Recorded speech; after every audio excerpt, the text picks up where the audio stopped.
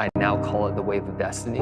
This wave picked me up and took me down to the bottom of the ocean and slammed me so hard.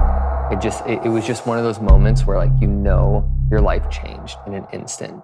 And my back hit a rock and I felt my soul break.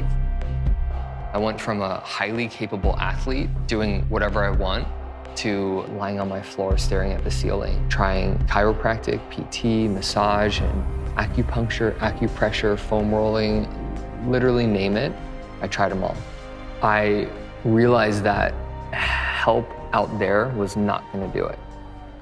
I just decided that I was going to take things into my own hands, and I became a personal trainer. Figured it was a start. And it wasn't until somebody actually approached me in the gym, and they saw that I cared, they saw that I had this big heart and wanted to help people, but they also saw that I had this physical handicap, this limitation. This member approached me, his name was Robert, and he handed me a business card. And it was a referral to a guy who did movement therapy. And I thought I had done that already. He said, just give me a chance. He didn't touch me.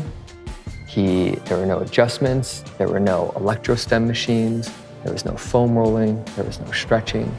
It was just him putting me in a couple positions for about an hour and a half and telling me to breathe. And I remember standing up afterwards, which was a big deal for me because I couldn't really do that at the time. And I stood up and I just started to cry. It was the first time in, at this point, 7 years that I could actually breathe and stand on my own 2 feet. It honestly felt like I was a kite in a hurricane, just whipping around in the wind. And this program, this thinking, this methodology, it anchored me. That's what Pain Academy has given me, is a way out of what those 7 years were like after breaking my back, where everybody told me it was different things. People sent me on wild goose chases. And this puts a stop to it. There's no more chasing. There's no more looking for the root cause. It's about understanding you and how your body moves. My mantra is everything's great, movement's great, but not all movement is inherently designed to correct or change the way that you're moving. Think about the body that you're bringing into yoga class. If you have an imbalance, like let's say one hip works different than the other hip, you bringing that body into yoga or any activity is going to strengthen and move and loosen that pattern, that movement problem. How Pain Academy is different is we change the body you're bringing into the activity. So we go to restoring how you're moving. So when you bring your body to any activity, you've got a greater chance of actually using both sides of your body in a more dynamic, even fashion. Going from not capable to capable, it's something that when you can do that and you do it yourself and you learn how to do that and reinforce it daily, you literally just feel like you're taking control back of your life and you're not subjected to whatever life fastballs are being thrown at you. If everybody were to adopt this, it would fundamentally change how the world approaches chronic pain. Instead of, I've got back pain, where's the prescription, where's the back specialist? It's, well, let me take a look at what my hips and shoulders are doing. Well, that makes sense why my back feels that way, because this hip doesn't work, or this shoulder feels a little stuck. Pain Academy is about teaching people how to empower themselves. I don't think there isn't a run that I go on that I don't think about the time that I couldn't even walk. And that's why I run, and that's why I celebrate the freedom, because there was a time I didn't have it. This has completely revolutionized and changed my life, that I can now go do what I want. People think they have to be in pain to learn how to move better and feel better. And that's just not the case. You could have an old high school injury that could still be showing up, that's preventing you from doing the things that you want to do. You just need to know that you want to feel better and that you want to make a positive change. You just need to know that maybe you might not be happy right now with how things are going and you want to make a change, or you've got the will to make a change. That's who this is perfect for, is somebody who just has the will to make a change in their life. And if you've got that will, it's just a matter of learning the movements and letting your body do what it is brilliantly designed to do, which is adapt and thrive and flourish.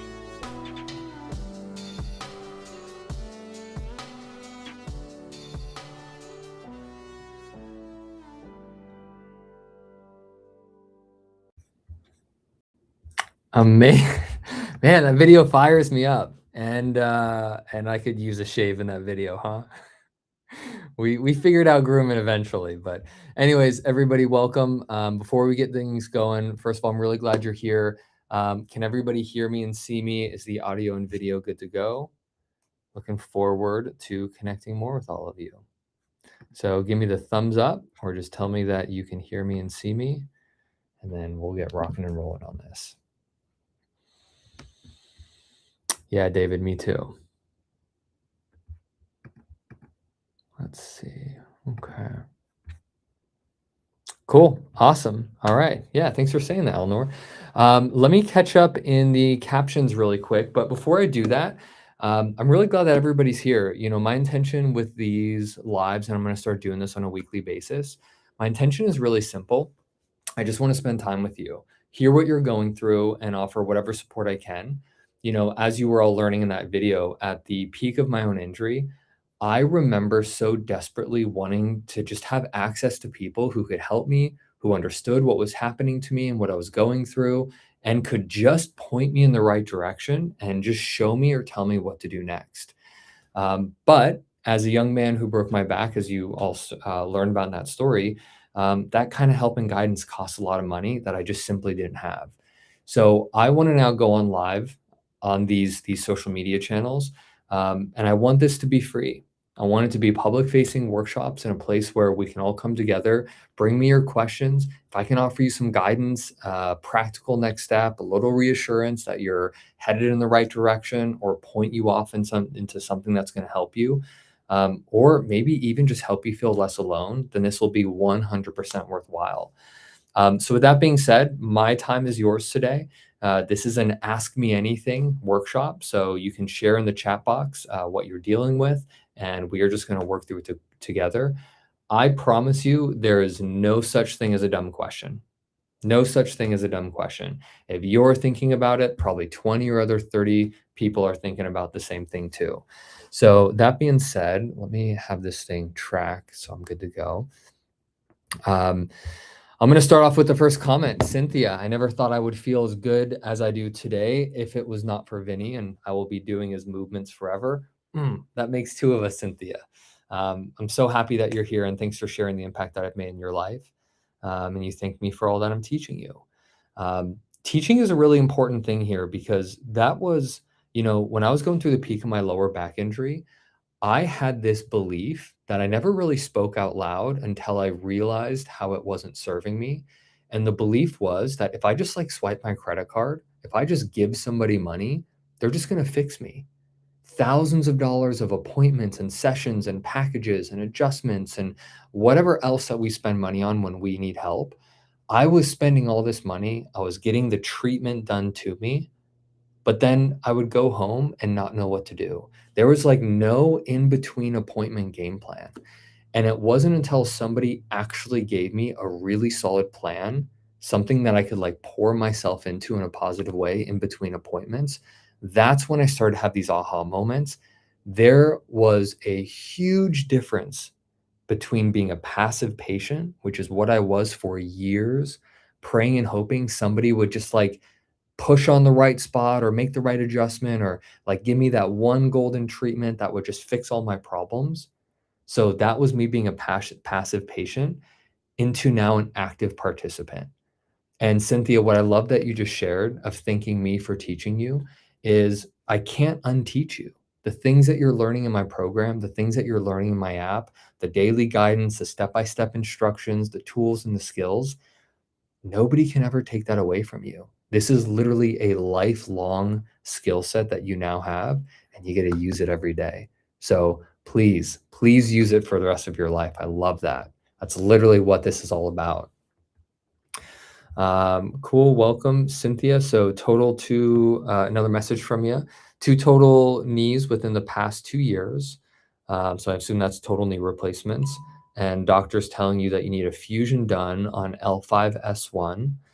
Very common with that. I've opted for not ever doing that and learning all that I can from Vinny. Well, I hope that what you're learning is really making a big impact, and it sounds like it is already with your first message. So again, thanks for sharing that. Let me make my screen a little wider here. Give me a sec, everybody. I now call it the wave of destiny. That's not it. There we go. Okay, cool. All right, so let me move through these comments. Someone asks, Natalie, will this be saved? It's so late here. Natalie, this is where you just put on some headphones and I'm gonna give you a lullaby and ease you into sleep. Yeah, these should be recorded. These should be on our feed once we're done doing this. Hello from France. Eleanor, you've chosen to be here over watching the World Cup. That puts a little pressure on me to make this a great performance, but I'm really glad you're here. Let's see. Marissa, thanks for coming. Sandra, thanks for being here. And Michelle Grant, hello, greetings. Where are we all calling in from? Hey, Zara, good seeing you here. Always nice seeing familiar names. All right, Bridget puts in our first question. So Bridget writes, I'm dealing with piriformis syndrome and SI joint dysfunction. So you're probably having a double whammy here. What is a step forward for me? I am a 76-year-old female. Okay, so this is a great question. There are, by the time something like this happens, and when I say something like this, I could mean this interchangeably. You could be talking about a painful shoulder that's now frozen. You could be talking about a hip issue or chronic knee issue. What you have, Bridget, is this key area of your body, the backside of your pelvis, your piriformis and your SI joint that's giving you problems. The very first thing I need you to understand is that problem doesn't happen by itself in isolation. There's always three main enemies. There's three major issues going on. Number one, we've got the area that hurts. So like the muscle imbalances, the stiffness, the tension, the joints really not moving well, which kind of moves into area number two, right? We've got these faulty movement patterns. And then we have area number three, which is the nervous system. By the time somebody has these painful hot spots on their body, it's never just the area in pain. That is a part of the problem, but it's also, how is this body, how is Bridget organizing movement? How is the way that she's moving putting way too much pressure on the backside of the pelvis and the SI joint? And I also imagine it's probably one side more than it is both, but let me know in the comments if that is bilateral, if you're feeling that on both sides. We can't resolve this problem unless we take a really big step backwards and look at how do we help this person in pain? How do we treat the whole body? And that's exactly what my program does. So Bridget, you want to know what a step forward for you is? I'd say the best next step forward for you. I don't know if you've checked out my app, but go to the App Store, download the app. You can try a week for free. And in this first week, let me show you a way to take care of yourself. I'm talking full body. How can we get the ankles and the knees and the hips and the pelvis and the lower back and the shoulders? How can we get Bridget to reduce all of this like asymmetry and tension? How can we make movement patterns a little easier so it reduces this excessive pressure on the areas that you feel pain? And also, how can we give your nervous system some support? Because if you're dealing with piriformis syndrome and SI joint dysfunctions, I have to imagine it feels like your body is just on high alert. Those kinds of issues, I would imagine, if they're severe, you're being reminded of them on almost any time that you move your body. So we've got to give you some like mental and emotional space with pain. I've got to give you the tools and the skills on how to mentally and emotionally deal with something that feels like it's just like a alarm signal raging in your body all the time. And let's give you the physical tools. Let's reduce the muscle imbalances. Let's improve the quality of your movement. Notice how what I'm not saying is, let's go stretch your piriformis. Let's go focus on your SI joint. I trust that by the time somebody even enters into my world or gets close in proximity to me, they've done that stuff. They've foam rolled, they've stretched, they've tried a lot of like targeted treatments in the area. And if that area was the single sole problem, well, treatments are probably really effective. But what most people find is they keep focusing on these problem areas. They zoom into them. They kind of get this like eagle eye, this eagle vision, where all they're doing is focusing on the area in pain and it's not getting better. In fact, the more they focus on it, the worse it's getting. That is one of the telltale signs in almost everybody that I've worked with that the area in pain is not the problem. It's simply the reaction to the deeper problem. One way to make that real for you is there's a saying in my line of work that the victim cries louder than the criminal. That's like a really aggressive, violent way of teaching about the body, but that statement holds up. The victim cries louder than the criminal. In so many cases, when the piriformis and the SI joint are breaking down, and we've gotten the medical clearance, there's nothing really inherently wrong with the area, right? There's no major obvious structural issues. What we're left with is, what if the body is doing its best? The piriformis muscle, the SI joint, these two key hotspots are literally doing their best, trying to manage a body around them that's putting excessive pressure in these key hotspots. If we can change how we're approaching this and say, well, wait a second, instead of attacking these areas of the problem, how do I give them support? Instead of trying to stretch or force or fight and push pain away, how can I alleviate the pressure by getting the rest of the body to move better and feel better? Let's get the larger muscles to provide more support. So that tiny little piriformis, the little muscle that helps externally rotate the hip, now has the support from the large muscles, and we're taking off all that burden and excessive pressure on that one little key hotspot. So I digress. We can go really hard down this direction. You asked me a simple question. What is a step forward for you? Let me show you what that step forward is. Download the app, get involved in my program. I want you to select when you join the two key areas are your lower back and your hips. And let me show you what full body support actually does. I think you're going to be amazed at how, I don't want to put like a ton of expectations on this, a lot of pressure for you to like all of a sudden be pain-free in a week. I think you're going to be surprised at by me showing you what else is happening in your body, how you're going to start to have like some aha moments and start to see this problem way differently. So I hope that helps. If that doesn't, and you need a little bit more of a nuanced answer, just let me know in the chat and I'd love to dive deeper. Cynthia writes, I love how I can calm my nerves, any and all nerves, with your movements with my legs and my back. Thanks for being here and sharing that, Cynthia. Michelle, I am a new member of your program. Welcome, Michelle. Do you have any questions about starting? I'd love to hear that. Renee writes in, I've been with Pain Academy for 3 years. Amazing. Consistency is key and it works. I have slacked lately and I can tell. Renee, thank you for being here and sharing a vote of confidence. I love that you've been here for 3 years, and I love that you've learned consistency is key, because it really is.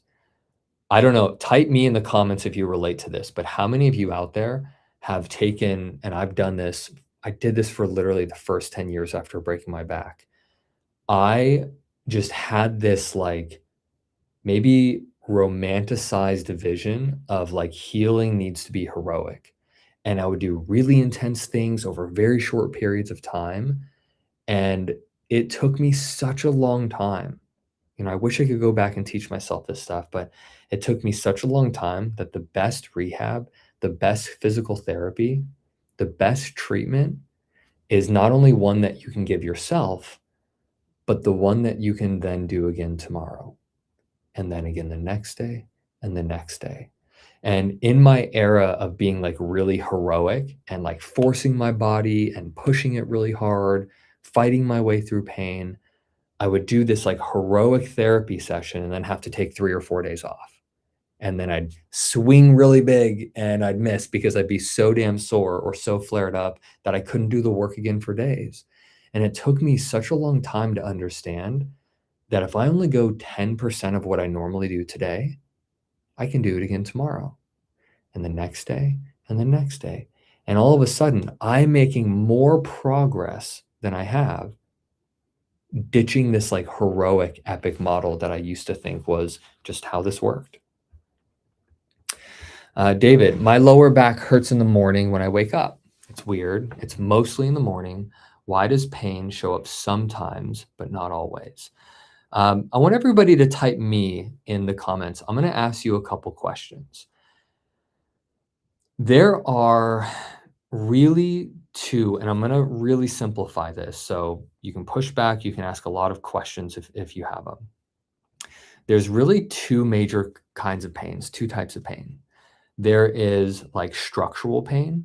If you get into a car accident, if you have a fall, if you like break something, break a bone, tear a ligament, you sprain or roll an ankle, the structure is damaged.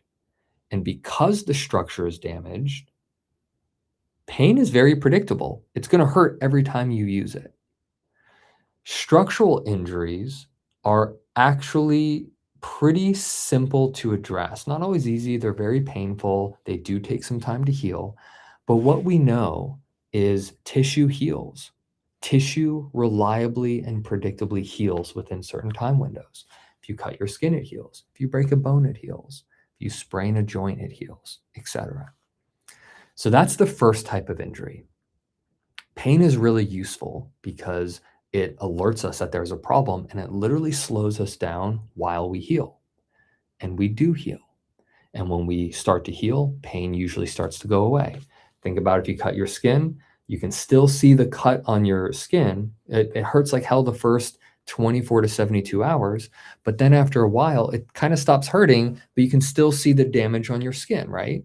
So pain is just there with a structural damaged injury to just alert us in the moment and help us protect it until enough healing occurs.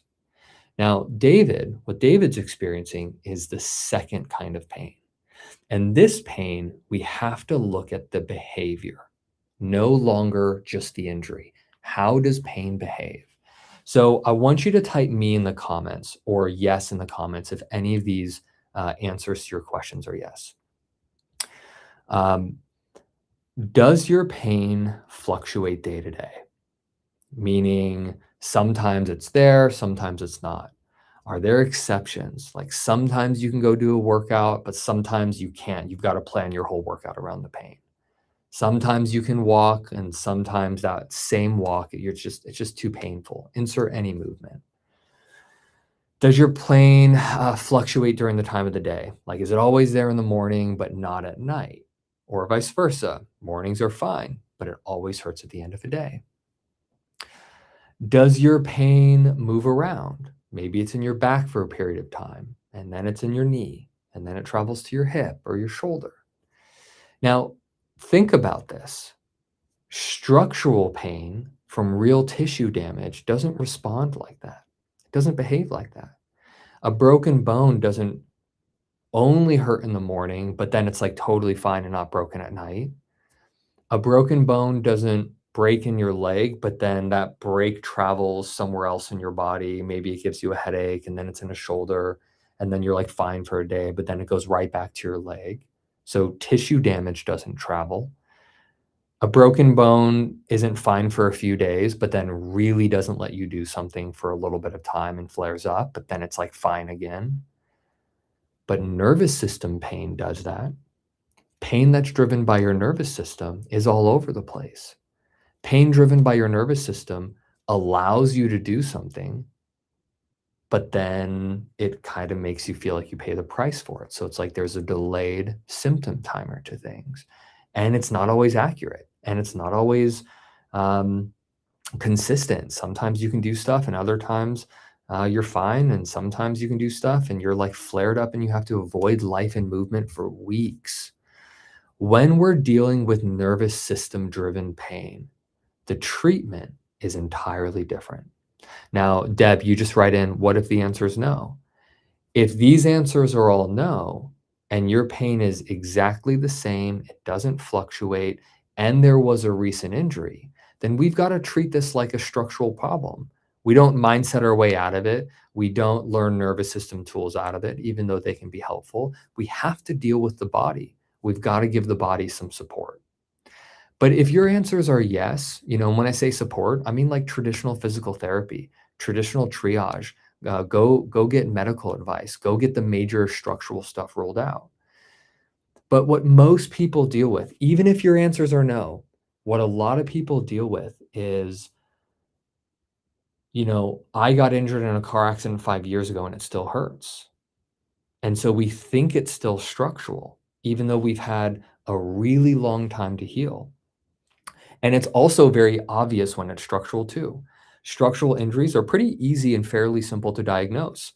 There's immediate swelling, there's discoloration, there's bruising, right? It is almost painfully obvious, no pun intended, what a structural injury looks like and how it behaves. It behaves very consistently. So when we have these issues that fluctuate up and down, left and right, there's delayed symptoms. The weather affects how we feel. When there's delayed symptoms, all of these things. This points towards the nervous system driving the issue. And when the nervous system is driving the issue, what happens is our body becomes so sensitized. Maybe at first, what it took to set off the pain alarm was a real injury, right? Maybe you're like me. I did suffer a real injury when I broke my back in my early 20s. But over time, as pain became more intense, my discs healed, my vertebrae healed, the torn tendons and ligaments healed, but my body was getting worse. Because think about it. If you bend forward and it hurts, if you sit for long drives and it hurts, how many times do you think you need to do that before you train your body? This is bad. This is scary. This thing hurts. And this is what happens to our bodies over time as we experience pain and we continue to make our life smaller and it shrinks around pain. And the fear grows in our body, and the less we trust it, the more panic, the more fear that we bring to this, our alarm system becomes so sensitized to now we can just like think about pain and it happens. We can predict pain before we even do the thing. Yeah, I know I can't go on that drive. I know I can't sit down because it's going to hurt. And the body responds. And the more it responds, the more we condition that pain and movement is there. Every time we move, we should also feel pain. And every time we rehearse that mentally, physically, and emotionally, we strengthen the nature of chronic pain. We strengthen it so much that it starts to break its own rules. Now, what I mean by that, let me make this clear. David, you asked initially, my back pain is only there in the morning, but not at night. What's going on with that? When you start to see that there's exceptions, like maybe if you're engaged in a really great hobby or activity, you totally forget about your pain. If you can do an activity one day, those exceptions are not random. They're not false. That's your nervous system revealing to you the true nature of what's going on. That based on how your nervous system is processing things, it's determining if you're in pain or not. And sometimes when we're distracted, when we're in a good mood, maybe when we're not experiencing a lot of stress, the symptoms totally change. Maybe in the morning, when we take a look at your morning routine, we find this is also starting in a time where, you've got a job that you don't want, you've got stress, it's financial stress, we've got relational stress, we've got all these stressors on your body. We're not sleeping well because we're staying up late, we're doom scrolling, we're doing all of these things that keep our nervous system on high alert. And then we wonder why in the morning our pain alarm is sounding, but it's not sounding at night. What is happening through the day that's changing your nervous system's experience to not sound off those pain alarms? Because structural injuries don't behave like that.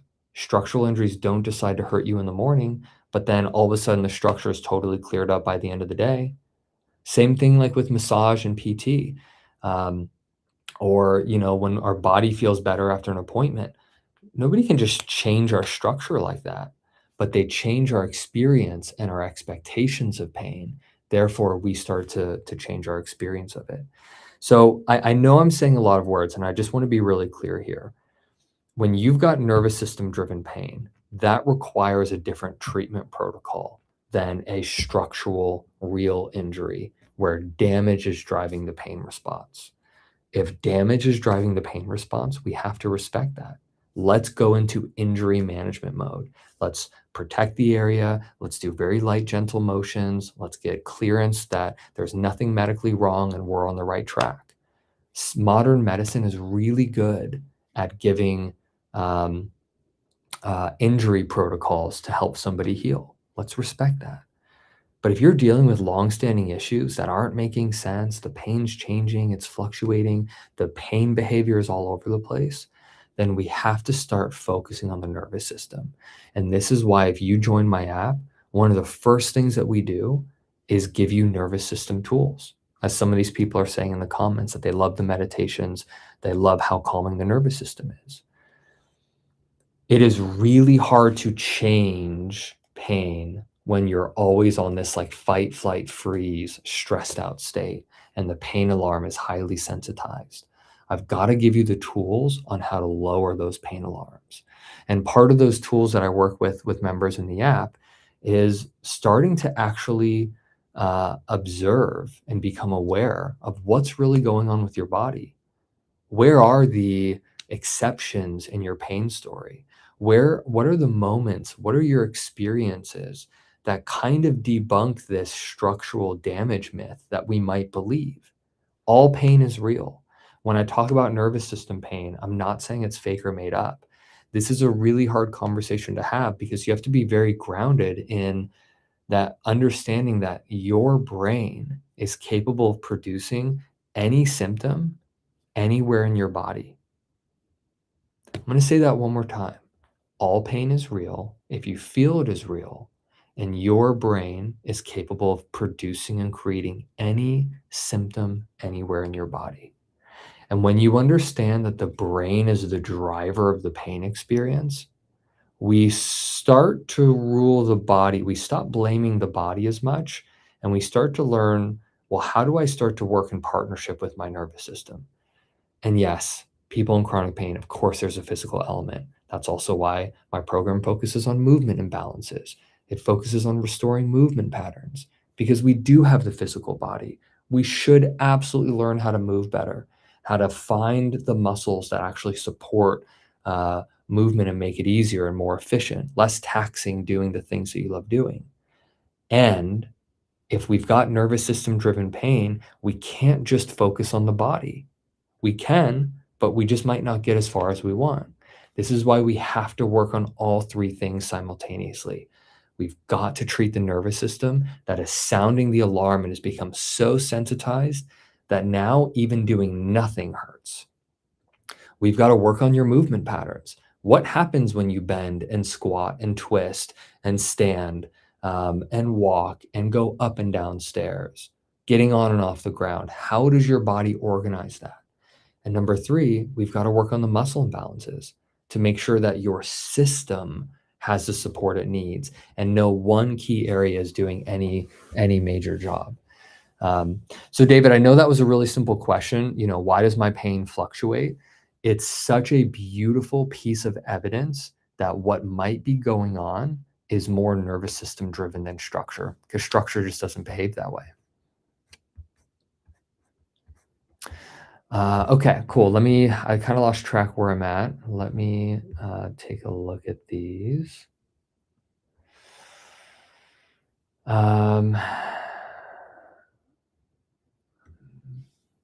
Michael, welcome. Hey, Vinny, I've been working with you for 3 to 4 years. I pretty much start every day doing your program. Done. Michael, that's the mic drop moment. That's amazing. I love how you start every day doing this. You like the new platform, but I'm not sure I'm using it right. Can I get some help with this? Absolutely. I would love to help you with it. Let's connect offline here. I want you to reach out to support@painacademy.net. That is our main helpline with any of the members inside the app. Let's see how you are using it, and maybe we can provide a little bit of clarity here. I love that I've been a part of your life, man, for years. That's incredible. Love the routine. Let's see. Oh, nice. My tech support just typed in the chat where to go. All right. Every time somebody leaves a comment, I love it, but it puts me down on the list. So let me scroll back up. All right, so David, we talked about your question. Nice, Eleanor from France. Bath, Maine. Very cool. West Virginia. Greg writes, is there a certain training course that can help me with my lower back? I do video and my back always kills me after I film a wedding. Greg, such a great question. I'm going to make this very simple for you. In my app, I have a specific lower back course. Now, let me make all of this real for you. So like if you were a member, you download my app, I want you to select that you want to focus working on your lower back, and I'm going to start guiding you on what that process looks like. So download the app, start the lower back course, and literally just show up every day. I'm going to show you what to do step by step. Now, Greg, the more nuanced answer is there's two things going on. Number one, there is the physical experience that you're having. So there's part of your experience that is physical. Is this like the lower back might not be strong enough to do all the video work? Is it that you've got to put yourself, because I've seen photographers at work, especially wedding photographers, man, they're like sliding on the ground, they're hiding in between bushes, they're putting themselves in all these wild positions just to get that perfect shot. So is this like a physical? Is it a mobility? Do we not have the strength? Do we not have the physical support to help give your body what it needs so it can endure these long, grueling work hours? I know that that profession, that line of work is tough. So part of this is very physical. Part of this is also nervous system driven. Now, when I say nervous system driven, Greg, there's also, so I talk about the physical, all the positions that workers have to do. Let's take a step back, and if we could almost watch Greg at work. Is Greg relaxed? Is he breathing calmly? Is he very grounded? Is he very centered? Or is he all over the place, like barely breathing, barely taking a moment for himself? Does this guy look like a lion's chasing him? So when I talk about nervous system work, and I've seen so many people do this, even if you're not a wedding photographer and you're an accountant or you're an admin, are we sending emails and like literally forgetting how to breathe? What kind of experience of stress are we feeling at our jobs? Now, we can't change the stress of life. What we can change is our response to it. So, Greg, a nervous system tool, and ones that you're going to start learning in the app, is in real time being able to catch, oh, wait, why am I doing it this way? Can I do this 10% softer? Can I do this? Can I be in these positions and find an easier way to be in these positions? Less panickiness, less urgency, knowing I am going to get the shot. I'm damn good at what I do. Feeling that confidence of this is going to go great. Now let me find the easiest way to make it go great. And if we could have two Gregs side by side, Greg one is a normal Greg who's getting really worked up, physically flared up after these these long shoots. Greg number two is now a member in the program. They're improving their mobility and strength. They're capable of creating relief on a daily basis. They're giving themselves physical support. And they're also training their nervous system to do things with less intensity, but still get the same result. We've got the same great photos, but Greg could now feel like he can do multiple weddings back to back.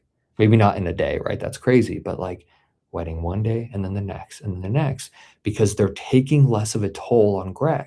He can actually show up and do the work and do it in a more grounded place. Do it in a place where there's less panicky energy, where everything is so fight, flight, freeze that the moment he comes home, his body is like, what the hell just happened here? We can't keep doing this. This is unsustainable. And your body's letting you know that. So if you're a member in the app, you can click the link in the chat or the description, or I think my team can put a little QR code on the screen. Let's not guess, what does Greg need? Does he need physical work or nervous system tools? Let's do both simultaneously. And Greg, I promise you that if you stick with this process, you are going to learn how to navigate all of what is showing up for you in an entirely different way. And I would love to know how your experience of the same thing, the same weddings, the same bridezillas and the groomzillas, I know what those are like.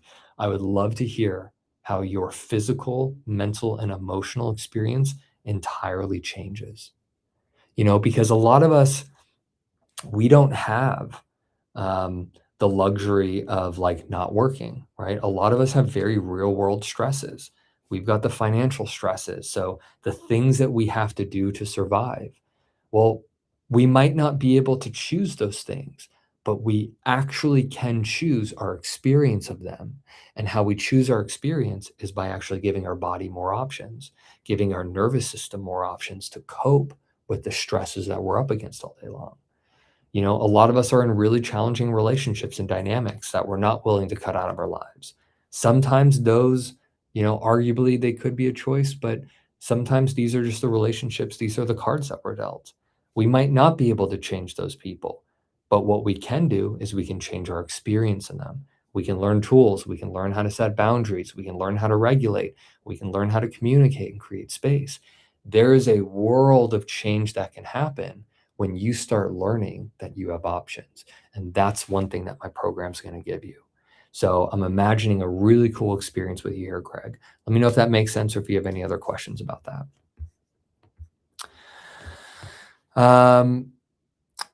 M. Mundo. Some days I wonder, they write in, some days I wonder how much of the pain is fascial or neuroplasticity. After more than 3 years, not a single day is pain-free. This is a very simple comment, but I think it's also, it's kind of prompting a loaded response from me. And if you're anything like me, in the first 10 years after breaking my back, my North Star, how I was measuring progress, was literally by measuring the pain-free days. Am I pain-free or not? Have I felt pain today or not? And I'll just share my story. Maybe I can hope you can relate to some of this. If I could go back in time and like shake that younger man and say, yeah, I know you want to be pain-free. I get that. I can empathize with that. Life is hell for you right now. I understand. And let's measure your progress by the tools that you're learning. Let's measure your progress by your capacity. And when I say capacity, sure, I could mean physical capacity. Like before I couldn't stand for 5 minutes. I was still in pain, but then I could stand for 30 minutes. But because I was still in pain, I didn't think I was making progress, but my physical capacity was changing. I wish I could go back in time and shake that younger man and say, we're also going to measure your emotional capacity. How do you talk to yourself? What happens when pain shows up? How are we growing with that? Or are you still beating yourself up? Are you still talking negatively? Are you still making pain mean you're doomed and this isn't like a verdict? Are you still, when you feel pain, making some story about it, about, yep, it's structural, it's this, it's because of this? Are we making meaning of it? Are we literally escalating the neural pathways and pain signals because of the amount of fear that we're bringing to it? Pain is hard. Not knowing how to meet pain makes it so much harder because unfortunately, we weren't born with this manual on how to actually navigate what we feel and all the sensations we feel. We just aren't. Our mind is not born, you know, biased to our happiness or biased to our sadness. It is literally going to run on whatever software we give it. This is why people say affirmations are so important, because it's us almost brainwashing ourselves and changing the natural state of our brain to have a completely different experience. And so what I'm talking about here is, all right, man, you've been in pain for a couple years now. How are we measuring your progress? What is your North Star? And I mean that with love, and I mean that with compassion, empathy, and sympathy, all the things that a human being who's been through this road and has been through hell and back so many times with his body, I wish I could sit you down and say, what are we doing to measure? Are we keeping a pain journal? And are we like hyper fixating Is there hypervigilance of us always scanning our body? Are we consulting our body before every little thing that we do because we're so afraid to move in our own skin? Like, are we literally training the chronic pain alarm to go off and off and off? And we're measuring if we're pain free or not, adding more weight of expectation and pressure?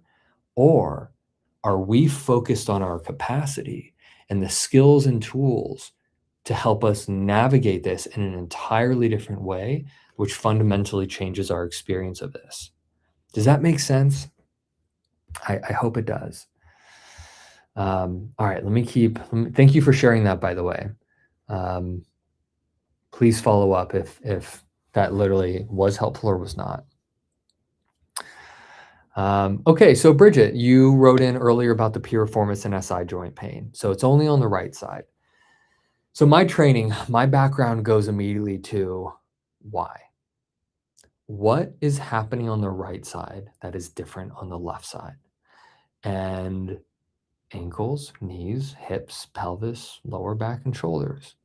How is this woman's body organizing movement when she walks and stands? This goes back to the three things that I help people with: muscle imbalances, movement patterns, and nervous system dysregulation. How does Bridget organize movement? Is she putting all of the weight into the painful side, which is why that's painful? Is she completely avoiding the painful side because it's painful, which means it's also had a long-standing history of being avoided, so it's probably weaker and stiffer and tighter? How is this physiological biomechanical imbalance showing up in everything? Even right now, how you're sitting down.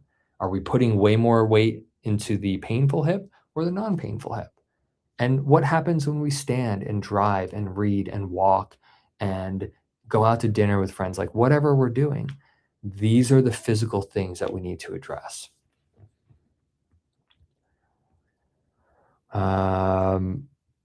Okay, interesting question. Somebody asks, how do I navigate doing the Pain Academy exercises when a recent mold exposure is causing a histamine inflammatory response? Nausea, overstimulation, dysregulation, post-exertional malaise. All right. Each routine in the program has a different energy demand to it. If you've been in the program for a while, you know this well. Some energies are very calm and still. Some routines are very calm and still, very passive, not a lot of motion. Those are great for those days where you're overwhelmed, overstimulated, really inflamed, movement hurts, and you just want to help alleviate some asymmetrical tension. So there's routines that calm and downregulate the nervous system. And then there's routines that upregulate, right? It's active. Now we're dealing with more like stability and strength work. So all of the routines fall on a spectrum in terms of intensity levels.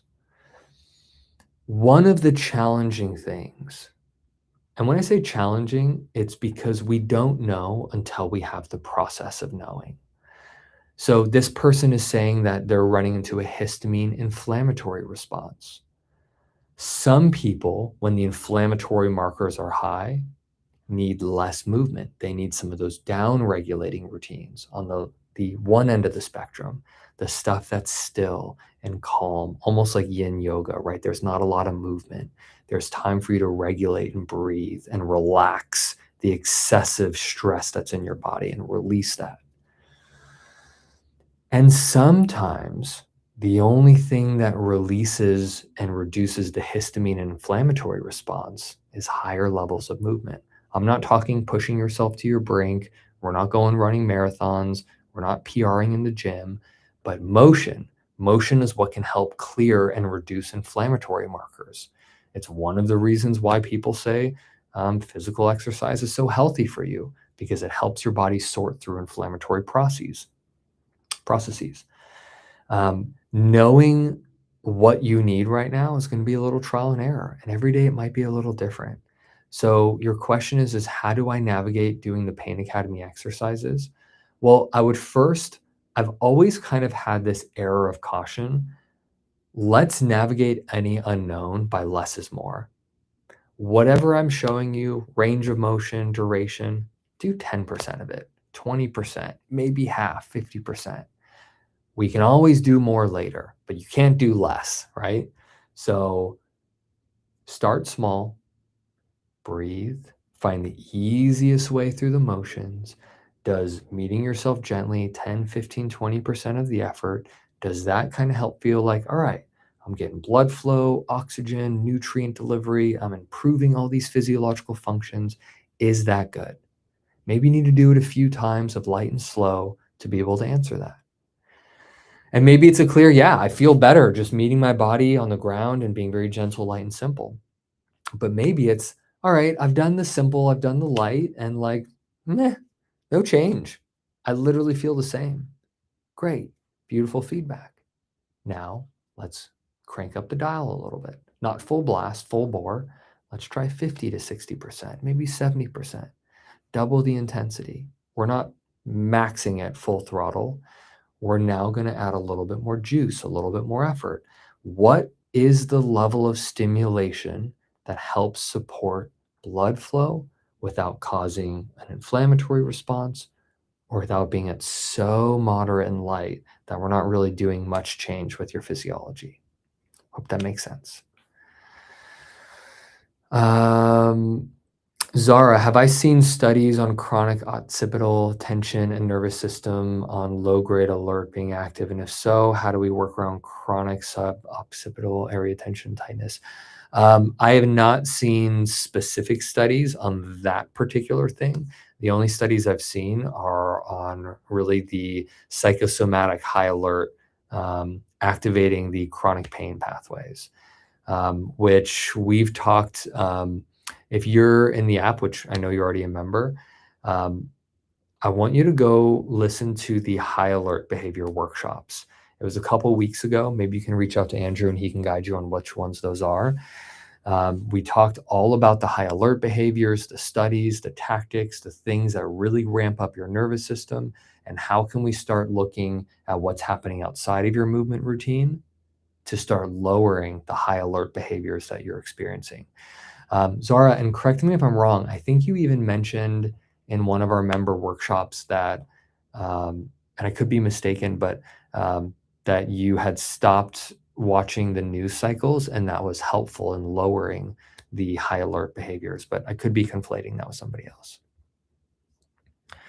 Nice. Vienna, Austria, made it today. Beautiful. Welcome. I love that. Nicola, greetings from Germany. In February, I suffered, just lost it. Hang tight, Nicola. Let me scroll back up and find your response. Nicola, come on. There we go. Nope, I lost it. Hang tight. There we go. Okay, so you suffered an L5 S1 herniated disc with sequestration and nerve damage. I opted against surgery and instead did physical therapy, strengthening my core, multifidi, and hips. The pain is significantly decreased and I'm able to exercise again. However, I still experience pain when sitting. Do you have any ideas on what I can do? All right, so L5 S1 herniation in February, so that puts it conservatively 5 months ago. You're towards like the later healing stage of an active injury like that. So I think it makes sense that there's still a pain experience.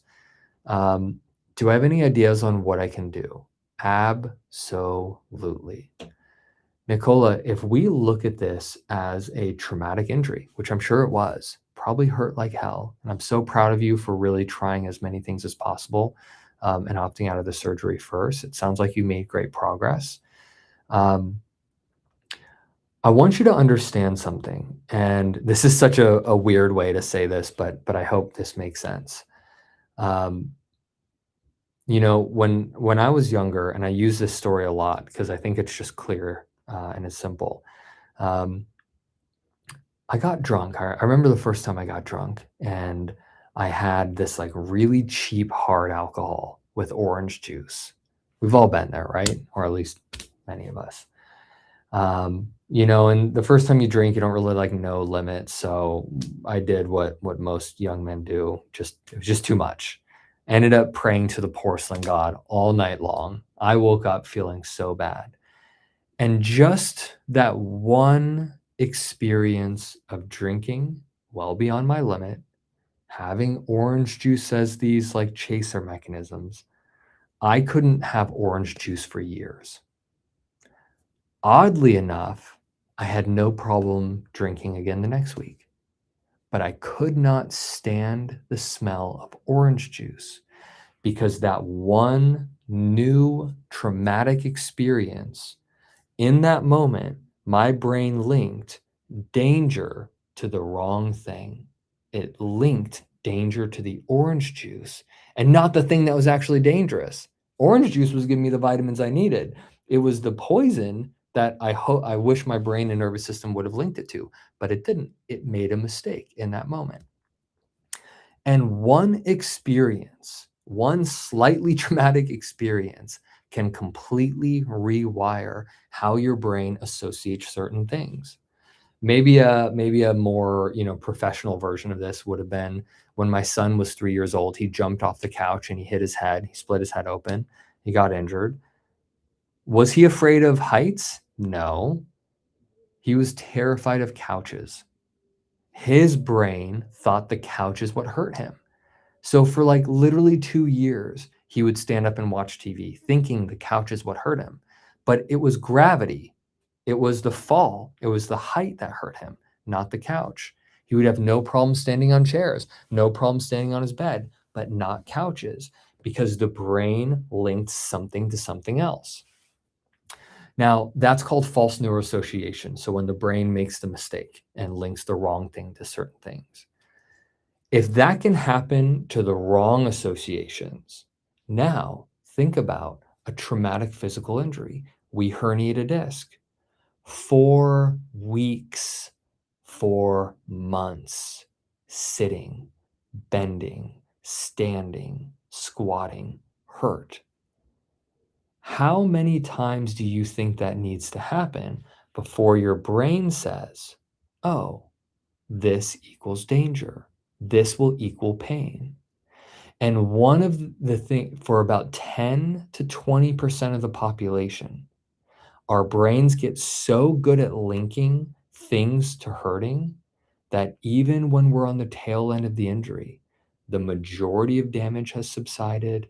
We look good, the scans look good, the medical damage has been evaluated and ruled out. The pain can still linger. And for many people, it gets worse and becomes more sensitized, not because we are re-injuring the injury, but because the brain remembers all of the pain and pressure that sitting would create. And so now when we sit in chairs, it fires that same exact neural loop. Remember, the brain is capable of producing any sensation anywhere in the body. We've seen this by people who have like limbs amputated. The brain is producing nerve pain in the leg that's not even there anymore. Where's that pain coming from? It's coming from here. So if you're well outside that original injury window and healing has been happening, which it looks like it has, look at all the things, your pain is significantly decreased, but there's like this last thing, you're structurally strong enough to work out again. Hell yeah. Congratulations. I'm so proud of you. But like sitting, we can work out. We've got the structure to do it, but sitting hurts. I would start in saying, yeah, that's nervous system. We have to work on the nervous system. We have to now show that a chair is no longer dangerous. And I know that sounds so silly. Look, if any one of you told me halfway in my healing process that, yeah, my nervous system is what's driving the signal, I would have said, no, like my back, it's broken. Look at it. I would have held up the x-rays and fought for my experience. But sitting didn't hurt every time. Most of the times, yeah, but not every time, not every chair, and not in the same way. It all depended on how my brain and nervous system were driving the memory and rehearsing and lighting up the chronic pain pathways. So your question is, do you have any ideas on what I can do? Yeah, this is exactly how I help people in my app. Download it. Say you could do the physical. I mean, it sounds like you're in great care with the physical therapy. You've got the strengthening core down. So maybe you're somebody who doesn't need the physical tools like many people. Maybe you just need the nervous system tools. Here's what I'd recommend. Download the app. Check out my somatic tracking workshops. Check out the neuro meditations. I've got a program that I wrote, just released it in the app a couple months ago. It's called Standing Down, and it is a 21-day program to help you begin collecting evidence that we're okay and we're safe. And doing this turns down the brain's associations to things that it made when it was in an actual injured state. It's brilliant. It's life-changing. You'll read some of these people in the comment section talk about it. I'd say start there. And I think that that's probably the simplest plan that I can give you right now. Let's start treating the nervous system part of this problem. You've done the physical work, great. Let's deal with what's next.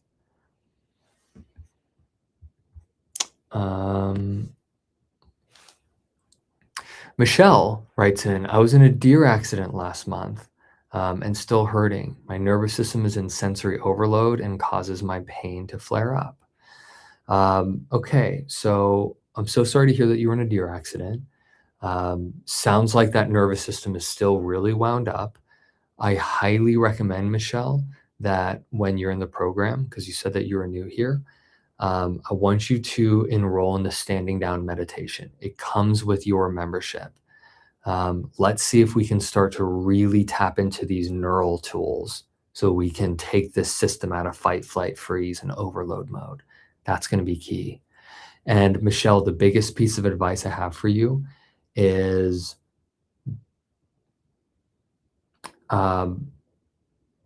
it's really easy in an overloaded nervous system to do something like one of my meditations or one of my routines and immediately become more sensitive. Okay, did it work? Am I better? Am I worse? Am I the same? Am I making progress or not? Recognize the nervous system's overloaded. So recognize it's going to probably bring a lot of stirred up energy to anything that you do. So let's acknowledge that part of you for a moment. And if I can get you to practice a little bit of outcome independence, what I mean is instead of like going into my app or a meditation program or movement routine of, okay, is this going to fix me? Will this work? Is this going to calm me down? Notice how that's going to like add a lot of pressure and judgment to like this better work, which is only going to make you more sensitive. See if we can almost like, and I know it sounds silly, but like, let's have a outcome independence intention. Maybe you light a candle, maybe you light some Palo Santo, or you do whatever you can do to get yourself into a state of mind of first deep breath. I'm doing this today to help myself. If pain changes, okay. If pain stays the same, if my nervous system stays the same, okay. If it gets a little louder, okay. Interesting. We're no longer reacting to the outcomes. And we're saying whether it gets higher or lower, stays the same, we're going to start to practice some consistency. And I'm going to learn how to show up and meet my body every day. I'm going to trust the process. The accident was a while ago. This is now. It's time to show my body we're safe. And understand that just like when you're boiling water on a stove, the moment you turn off that heat, the water's still boiling. It doesn't just go right to cold again. Right now, your nervous system's like boiling, it's overloaded. So every time we do a meditation, it's just turning down the heat source a little bit. that might not mean that you can feel the heat lower. It's still going to burn you. It's still hot. It's still piping. It's still raging. But we keep coming back. And we come back tomorrow and we do it again. And we do it again and we do it again. And as we continue to turn down this heat source, then the boil starts to go to hot and then lukewarm. And then over time, that's what starts to settle the nervous system. And ironically, we can really only get there if we can now start to practice outcome independence. And that is the most annoying part of doing nervous system work, is detaching yourselves from the evaluation of things. And ironically, the more we can detach from the outcomes, the faster the nervous system changes every time. It's amazing. Deb writes in, I'm starting my 3rd year, and this is the first program I've been able to stick with, and I do it every day first thing. Congrats on 3 years, Deb. I'm really proud of you, and I am honored to spend my mornings with you. Okay, so Gina, this is a great example. So you say you have a cyst in the shoulder and labrum and weakness. Does this need surgery? I can't meaningfully give you, a diagnosis or medical advice, especially, over the internet like this. But it sounds like you've already ruled in some structural issues. I would absolutely defer to your doctor on getting some recommendations. If you've noticed weakness and a loss of strength, that tends to usually point to some kind of nerve irritation, which would make sense with the cyst probably pressing on that, diminishing the nerve signal. So yeah, please leave it up to the medical professionals to guide you on that.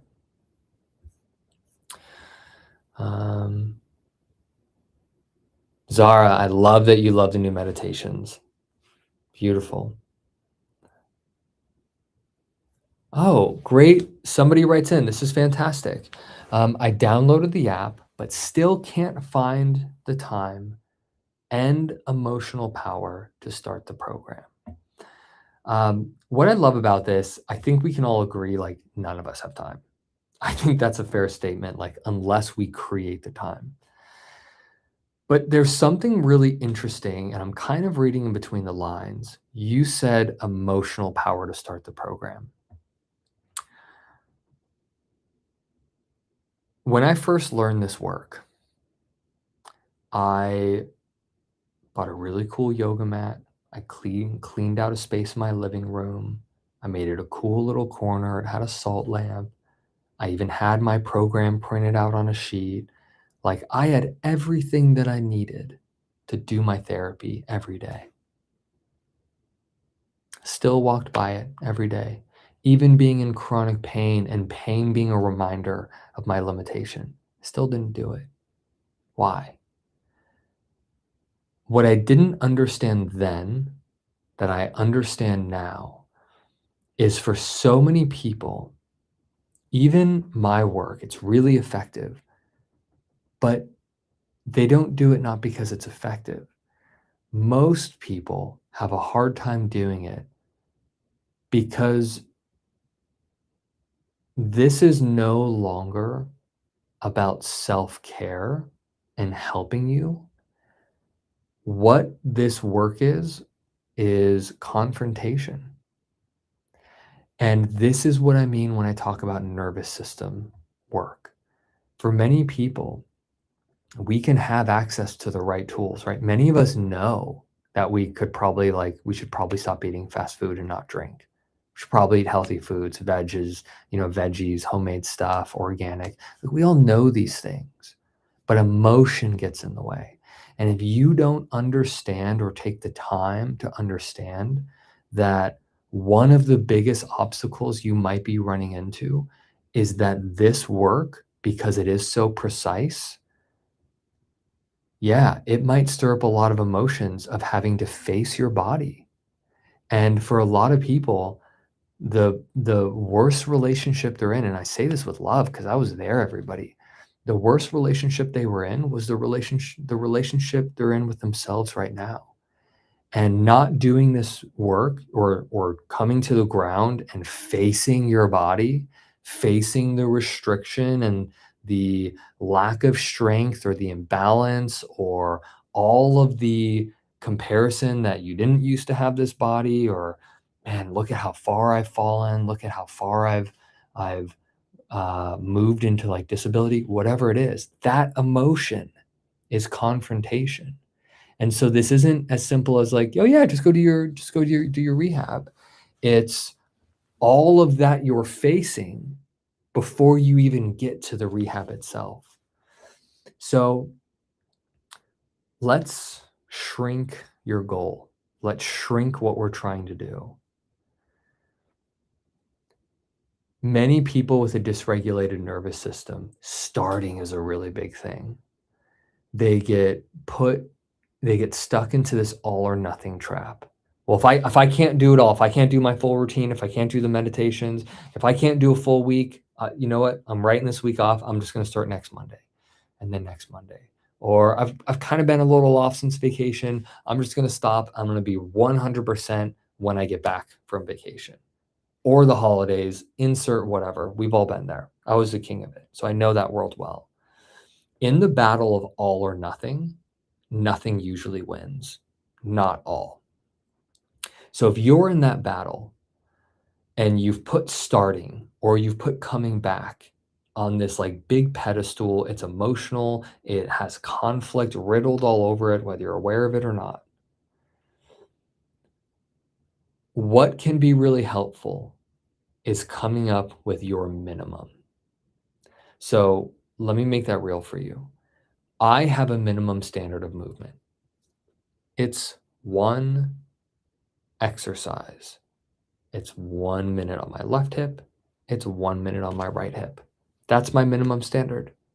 It doesn't matter if I have a day of hell or not. I'm doing that minimum standard.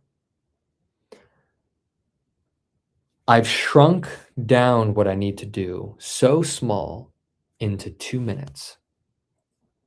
And in shrinking things down to a minimum standard, yeah, some days all I get done is a minimum. I'm a movement guy, and some days all I get is just that one movement.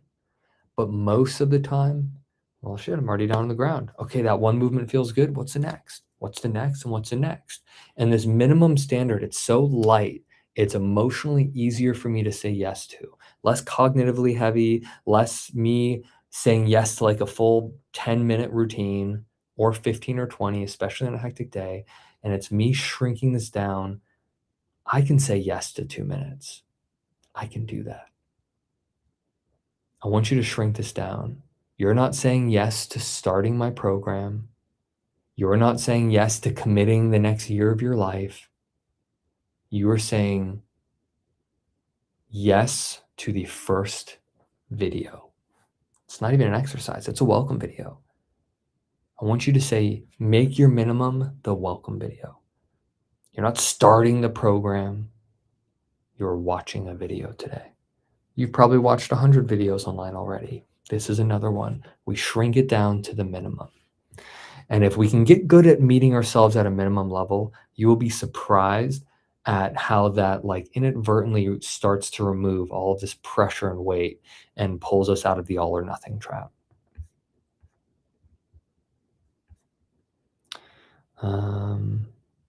Let's see. Okay. Eleanor, never missed a session. I don't even have to force myself. It's like brushing my teeth now. I'm doing it no matter what, and I always feel better, cleaner afterwards. Oral hygiene, love it. Love the reference, Eleanor.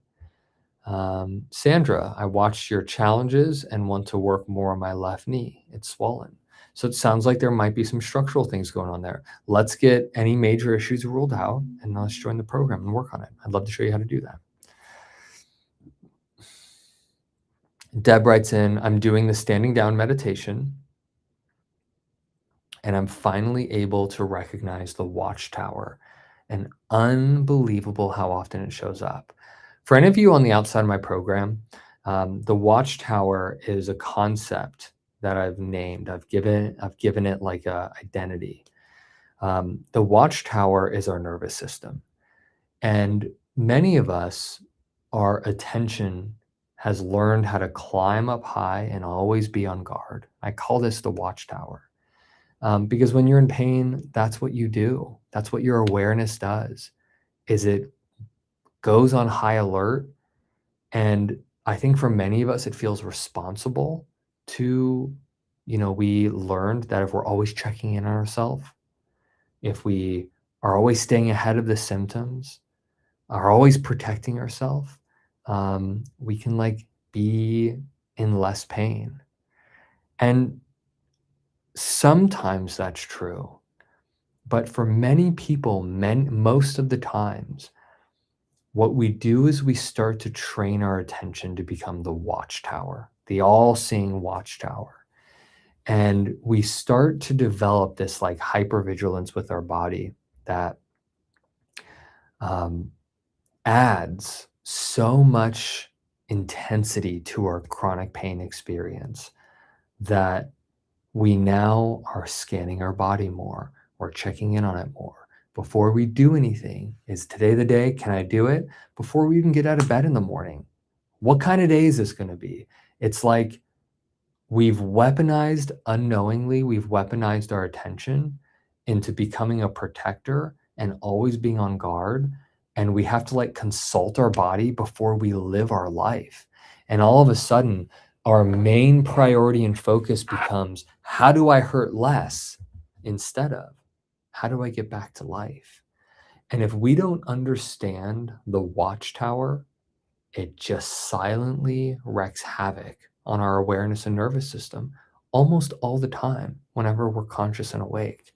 So in the meditation program, which if you all join the app, you're going to have access to, day one, lesson one is teaching you what the watchtower is and how to start working with it to get it to stand down and to get your attention to start relaxing. And my God, the amount of space that gives in your nervous system to feel things without always making it mean stuff, without always hyper scanning, without being hyper vigilant and literally having a traumatic pain experience and a response all day, every day. It is phenomenal how that starts to lower the pain experience and lower your own sensitivity. Thanks for sharing that, Deb. I love talking about this stuff. Okay, Nice. Somebody says, thank you for the all or nothing part. I've been doing a few instead of all due to limitations. Thank you for your patience. Well, thank you for hearing that message. I was so deep in the all or nothing trap for such a long time. I didn't even know I was in it. And I kind of alluded to it at the start of the live today that I kept thinking like healing needs to happen in heroic bursts. And it just doesn't, everybody. There's nothing that says you have to complete every single routine and every meditation in my app to be pain-free. Maybe you just get really good at the minimums and you start building up confidence in your movement and lowering pain levels and like watch what happens. You could make phenomenal progress with something instead of the all or nothing. All right, I'm getting a little lost in the thread. I'm going to try to address this. Nice, Greg. Awesome. I'm so glad you're going to give it a go. Yeah. And Greg, anybody who's going to give this app a go, give my program a go, I just want to ground you in this. Like, give yourself a chance. I want you to be aware of like, try not to join this thing with some kind of self-sabotage. I'm only going to give this a week. Like all this pressure to go make a change. All of a sudden, something that's been building for days, weeks, months, years, or decades, I'm going to only give this a week to make a change. Like, just give your body the patience it needs to start unwinding and relaxing the muscle imbalances, the movement patterns, and how wound up the nervous systems become. Instead of like, is this going to work for me? Why don't we go into this with like, what can I learn in my first month? What can I learn in my second month? How can I increase my capacity by the third month? Oh my God, am I learning how to meet myself in pain and the narrative and the dialogue, which helps me then navigate the exercises and open up my physical capacity even further by the fourth month? Measure your progress with your capacity, how you're going through flare-ups, how you're navigating exercises, your ability to be consistent, show up in small amounts, how many times you say yes to yourself. That's the stuff that moves the needle, not high expectations. Your nervous system never agrees to timelines that we think it does. And so if you've got that overactive nerve, where are my overactive nervous system people here? Recognize how we might be bringing a lot of like expectations to this better work in the first day. Let's relax that a little bit if we can. Let's go into this with how can I learn a different way to measure my progress? Nice. Roxanne, you've been using the app for the past week and you're looking forward to what relief you're going to get with a gluteal tendinopathy and neck pain. Highly connected. And you also love my tutorials. Thanks for saying that. Oh, great question. Dale Sutton, hopefully I'm pronouncing that right. I have tightness in knees and calves. How can I get that tightness away? The surface most easily talked about answer is we stretch it away. But something tells me you've probably done that and it's probably still tight. So then we've got to go a layer deeper. I'm going to try to help change the way you're thinking about this, because if I can get you to change how you're thinking about it, we are going to change your experience of it. For many, many, many, many people, we know stretching like makes us relieve tension, right? But it doesn't last, because tightness is not the problem for most people. Tightness is your body's solution to a different problem, a lack of strength and a lack of stability. And when your nervous system detects it does not have the support it needs, it doesn't just, all right, let's give up. Let's just like let everything go loosey-goosey and just hope that the structure of the bones and ligaments are going to catch everything. Hell no. Your nervous system is going to protect the joints and protect the ligaments and the joint capsules. And how it does that is modulates more tension, which is why stretching does not meaningfully resolve tension. Tension is your body's solution for a lack of something. We feel tension is the problem because those are the tense signals are like uncomfortable. But it's your body not saying, hey, tension signals are uncomfortable, tension's the problem. It's saying we're missing something. And learning how to navigate that and decode that is what I help people do inside my app. So you ask, how can I get that tightness away? All right. My second, layered answer is, well, let's give your body more strength and stability and support and just watch what happens to that tightness. My more precise answer is go join the app, select that you want to work on your knees and ankles. Let me give you the physical routines to start giving you more strength, mobility, to deal with the neuromuscular balance, and then watch what happens to your tightness. Go follow the program step by step every single day, and then observe, does the tightness go away without you having to stretch and crank on it because we're now more stable and stronger? I think the answer is probably going to be a hell yeah. Okay. Francesca, that's my sister's name. Thanks for the note. Yeah, great. My team wrote that down. Tamara, love the app. Never recommended it to many people. Tamara, thank you so much for doing that. It means the world to me because we don't really do, this isn't like guerrilla marketing over here. I just trust that if the program and the product is good enough, people are not only going to change people's lives, but you'll now never be able to be capable of hearing about anybody who's in pain without saying, oh, go join this like $50 a month app. Just go download it. It'll change your life. It's made me incapable of being cool at like a Thanksgiving dinner table. Whenever anybody talks about something with their body, they just know where it's going to go. And that's one of the beautiful things about something working. So thanks, Tamara, for recommending it to people. Okay, Mitch. How do you think about soft tissue injury, an example, a knee, when it isn't bad enough to appear on imaging? All right. I guess my question back would be, what makes you sure it's a soft tissue injury? Um, Imaging's pretty good. It's pretty precise. And imaging's really great. Like, it's phenomenal at detecting soft tissue injuries. Brilliant at that. We can see swelling, inflammation, tears, cellular damage, all of it. So when something hurts and it doesn't show up on when something hurts and it doesn't show up on imaging, then that kind of passes like the first check of, okay, maybe this thing is not an injury. Maybe this thing is not structural. Well, what does a scan not show? How your system is experiencing the nervous system signals. If you've gotten the scan, which so many people come to Pain Academy with, my scans are like clean. It's kind of like weird. It kind of provides some relief, but then it also provides this, well, what the hell is wrong then? Let's work on the nervous system. Let's treat this as a alarm mode.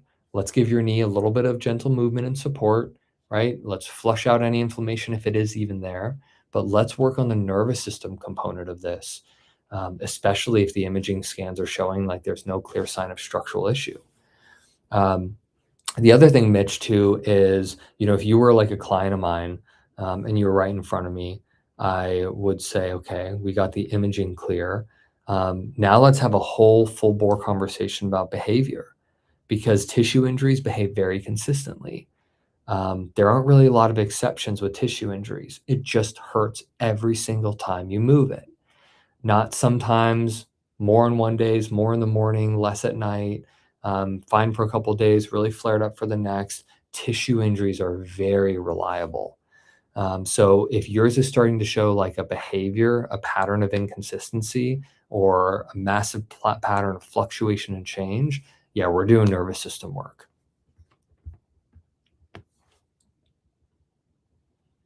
Nice. Hello from Nashville. Had to sign in. Healer Foreman. That's a great name. I love that.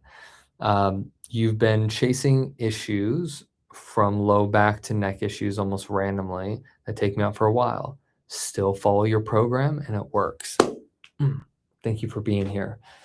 So happy to hear that this program's helping you out. Especially, I'm going to take it from your profile name. You might be in a similar line of work of helping people. So I love supporting other professionals out there. Thanks for being here. Naylee writes, hi, do you have any advice for hypermobility? I've got a lot of advice for it. The simplest way that I tend to explain this is I want everybody to think about like movement as a spectrum. Okay, we've got on one end of the spectrum, hypermobility, super loose, flexible. You can like bend and twist your body, very unstable. And by the way, I want to take out genetic like EDS or connectivity issues from this conversation. So let's just talk about like the generality of movement. On one end, we've got hypermobility, hyper loose, very flexible. On the other end, we have hypomobility. So stiff, rigid. This is like the person who can't even move, feels like things are going to snap and break. Both of these problems are the same problem expressing themselves differently. The problem is nervous system dysregulation. It's a buzzword. It gets thrown out a lot. So let me explain it through my understanding of working with people in this capacity. When a healthy nervous system, so somebody right in the middle of that spectrum, has tension when they need it, has movement when they need it, it's beautiful, right? Great movement patterns, balance. They feel really good inside their body. They trust it, can rely on it. It's there for them. A regulated nervous system has a really nice mixture of letting movement go and relax when it needs to express motion, and then also tensing up when it needs to create stability. When the nervous system becomes dysfunctional, meaning it's no longer capable of regulating properly, when things go a little haywire, it either excessively protects, you're not going to have any range of motion, rigid, stiff, and tight. Part of what dysregulates a nervous system is a lack of strength, a lack of control, a lack of safety. So the brain modulates tension, the nervous system becomes erratically tense and hyper on, which makes movement signal the tone of the muscles really tight. Again, we've got a healthy nervous system. It's got a really good blend of strength and support. But now a nervous system doesn't really have support. So it totally loosens up. It is relying on the joints to catch the body at end range of motion. Again, it's when the nervous system cannot now modulate enough tension. It doesn't know where the baseline is. It's lost homeostasis. Instead of having a nice balance of strength and support, it's like just totally lost almost one of those. And what happens is now the body is almost like a kite in a hurricane. It just goes with the breeze. It goes with the flow. Again, the same problem, both ends of the spectrum, expressing themselves differently. We have lost the ability for the nerves to modulate tension with the muscles. Ironically, what I found is the solution is very similar. We have to get the brain and body to learn how to trust and move with more support and safety and balance and function. I have given the same, and I'll never forget it. There was this husband and wife couple that came into my clinic along many, many years ago. This guy was so stiff, he could barely put on a shoe. She was like literally the prime example of a hypermobile yogi. It was his session, so I focused on him. But because they flew into state, I also just told the wife she's more than welcome to join in on the routine. I'll keep my eye on her and guide her. I gave them the same routine, and they both got better. Because the routine is what I teach people inside the app. It teaches the nerves and the muscles to regulate motion better, to recruit muscle function better, to get the large muscles back online, improve strength, mobility, and support. They did the same routine. They were expressing movement on the opposite ends of the spectrum, yet they both felt more grounded in their body, a little bit more secure, and more confident when it came time to move. And that's when I started to really change all of these, like, okay, well, if I've got this, I need this protocol. If I've got this, I need this, and start looking at the way that your body moves is just your unique expression of your nervous system. It's trying its best. Let's not make your expression the problem. Let's go after the real problem, which is why have we moved outside of baseline? And that's what I help show people every day inside the app. Hope that makes sense. Michelle, Vinny, your program is giving me hope. It's like a mic drop, Michelle. I feel like I just need to end the live with that. Thank you for saying that, and thank you for being here. Hold on to that. Hope is going to be really important as you move through this process.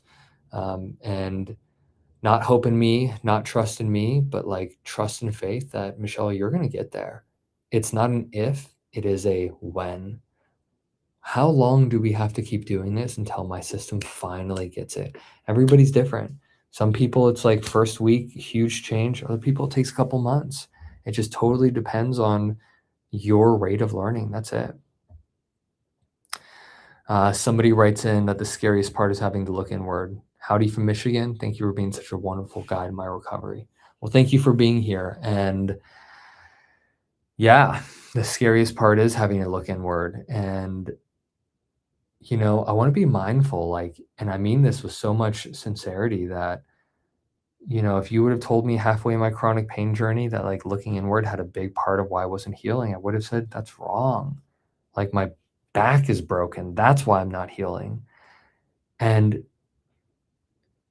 all I was doing was trying to like numb and escape and avoid my emotions and feelings and suppress them, fight them.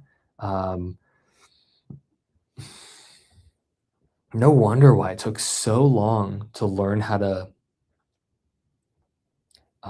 be in partnership with my body again and start to understand that like I can participate in my rescue and I am my best ally that I'm looking for. So long did I like abuse my body, even in like the beautiful, amazing stuff that I'm teaching you all. I bring this like ferocity to it, this like anger because my life changing injury took everything from me. And so, like, damn it, I'm going to get it back. I'm going to fight and get it back. And that was the attitude. So when I found a restriction or a limitation, I didn't meet it with softness. I didn't meet it with my breath. I didn't meet it with this like, man, thank you, body, for just doing everything that you've been doing and you've been through a lot and I'm here to just find a way to support you. Hell no. I was like, yeah, this is why I'm broken. This is why I can't hold my son. This is why I can't work. And I'd grit my teeth and I'd fight my way through it.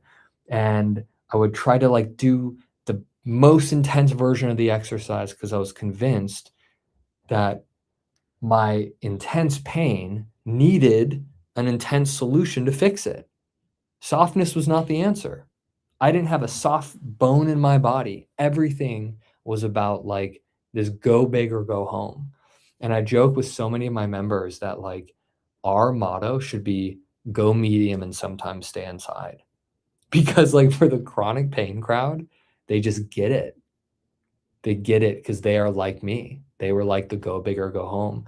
And all of a sudden this mantra of go medium and sometimes stay inside is like the sweet spot that actually starts to create a change. So I hear you. Thank you for sharing that and being vulnerable enough to share it. Michelle writes in, I've been watching a lot of your workshops and getting a lot from them, especially the somatic tracking. I've been using the 4-6 breathing while I've been in my rental vehicle. It helps. Michelle, beautiful use of the tools. And, Michelle, I want to kindly just remind you that, these nervous system tools are that. They're tools. They're not weapons. They're tools. And so if you keep reaching in your toolbox and as you're learning in my program, how can I lightly use this stuff? I'm not trying to like weaponize these things and always put myself in this mode of always trying to change my experience, but like maybe now's a good time to use them or maybe not. And that's okay. And what can I do tomorrow? It's like a lightness that really helps here.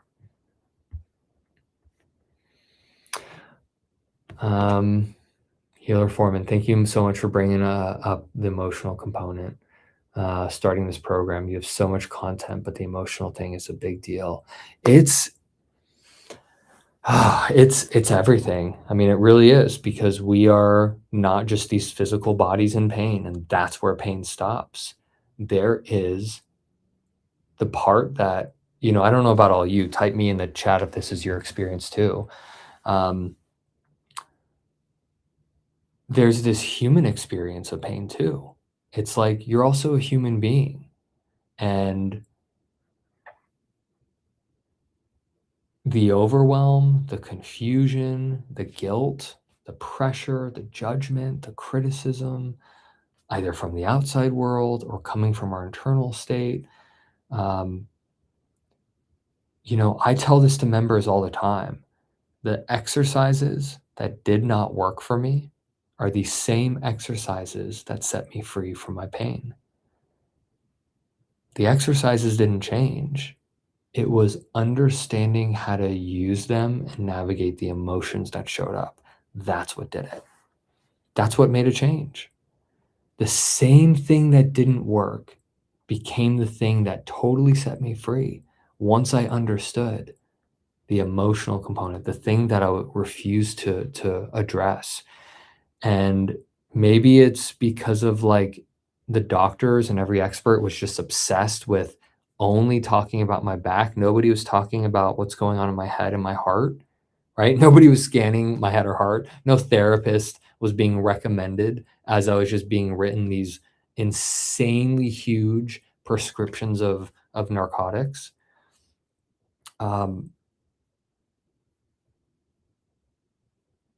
And that was, that was the big turning point, is understanding how to navigate this stuff.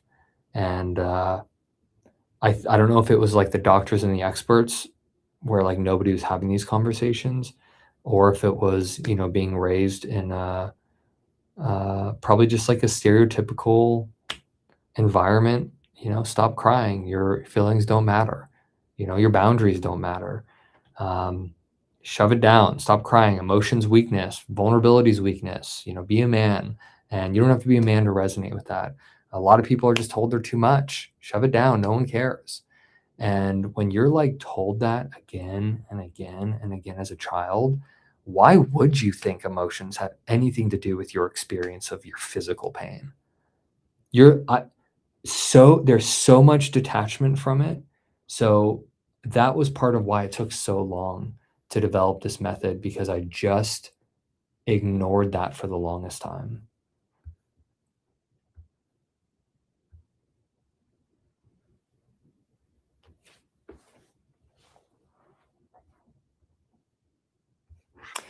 Yeah, so a lot of people are resonating with been told it's a soft tissue but doesn't show up on MRI. It's hard to say that that's a soft tissue issue anymore.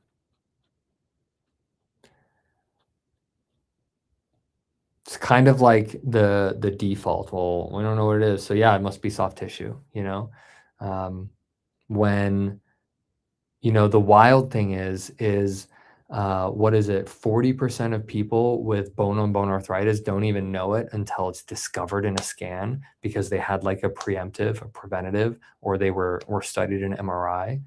I hate talking about studies without citing the source. So that came from Dr. Evan Park's book on chronic pain, and Dr. Daniel Claw, who's a rheumatologist and an anesthesiologist, and he's on the board of directors at the Michigan Center for Chronic Pain.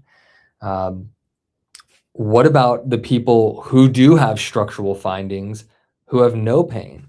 What about the 40 to 60% of people who have zero pain, but yet they have disc degeneration, disc bulges, and herniations and stenosis? What about the people who go in to have surgery, because they've got a labral tear on one shoulder and it's so painful, yet they scan the other shoulder and it has the same, if not a greater labral tear, but it's got full range of motion? What about the structural issue there? This is why we have to consider the nervous system all the time.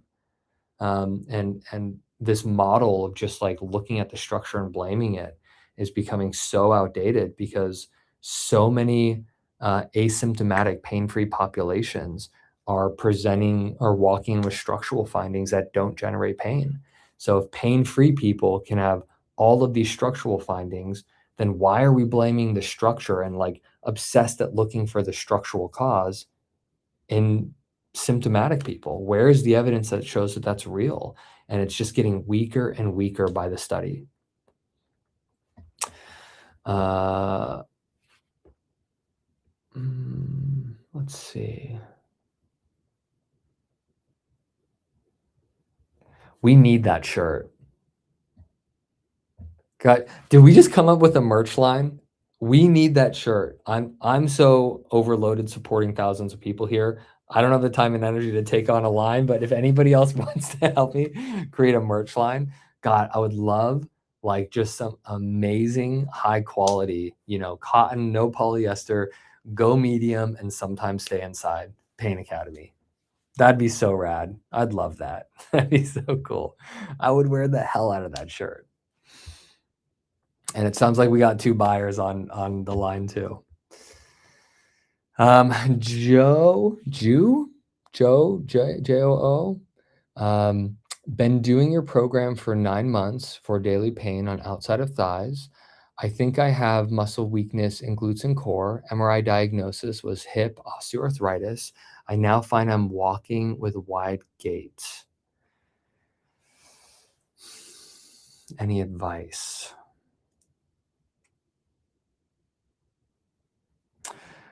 I would recommend, I don't know where you're at in the app, because if you've been in the program for 9 months, that means you started when it was a web-based program. We obviously overhauled everything to now the app side of things.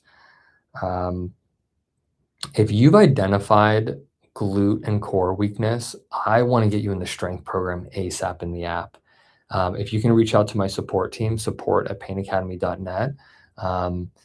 You should already have it, but you should have already made your way into the strength portion of the app. But if not, let's get you in there. I want you on the hip and shoulder strength program ASAP. That would be my advice. Let's strengthen this. Michelle writes, I check the app every morning to see what my routine is for the day. I usually start by listening to the mindfulness meditation for the day before I have my breakfast. Michelle, I love being with you in the morning before you have your breakfast. That's fantastic. I love that routine, and that's a great way to start the day. I love it. Fantastic. Amazing. All right, everybody. I think I'm going to call it. Hour and 40 minutes. Voice is starting to go. Thank you so much for everybody who's new here. Thank you for all the members who showed up and we're talking about this. I appreciate you all. This is really, truly special, and I don't take any one of you for granted. So with that being said, I'm going to host another live next week. Bring questions and comments and findings. If you want to share any wins, if something was really resonated with you from today, if you want to dive more into muscle imbalance, movement patterns, or nervous system work, bring your questions and let's dive deep. That's exactly what this is for.